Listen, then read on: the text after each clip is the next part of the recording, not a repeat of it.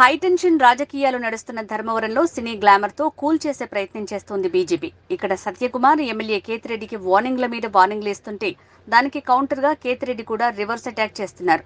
ఇలాంటి serious politics మధ్యన ఇవాళ సినీ నటి నమిత ఎన్నికల ప్రచారంలోకి దిగారు.